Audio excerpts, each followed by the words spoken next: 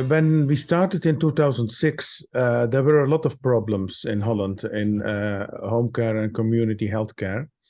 A lot of patients experienced bad quality because of the education level of the nurses in Holland, but most of all, the bureaucracy was a big problem. So the payment system was asking for the nurses to deliver activities, while the nurses wanted to give the best possible support for patients, which was, in the circumstances they were working, not possible. So I wanted to improve the quality, I wanted to reduce the bureaucracy, and I also wanted to create a work environment for nurses where they could do their work in the best possible way.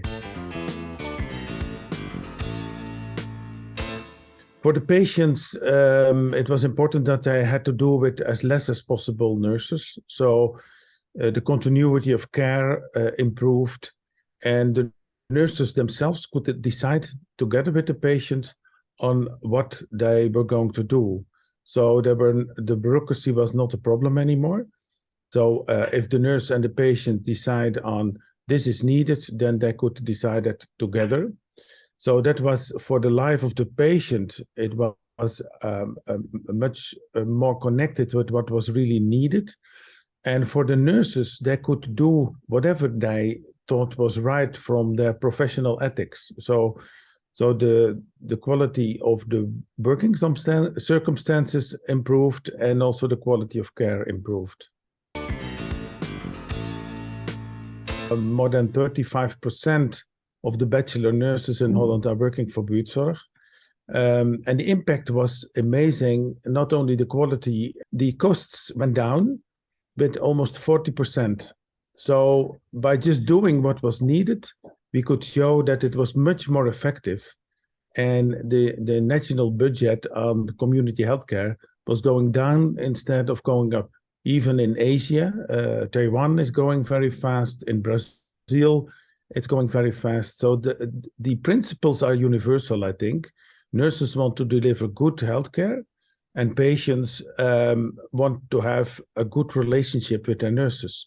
And these principles are working everywhere. And if you avoid bureaucracy and also avoid overhead costs, because we have very low overhead costs, then you can spend all the money on the care for the patients, but also on a good salary for the nurses.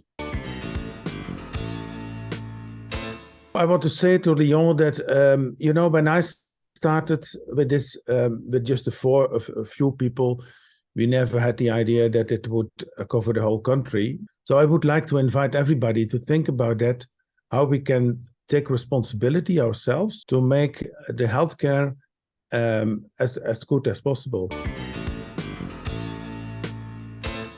I want to transform it in a way that we are focusing more on prevention, and that we are doing this together. So it's a big project where all kinds of parties are working together, and I want to do this in 100 neighborhoods all over the country.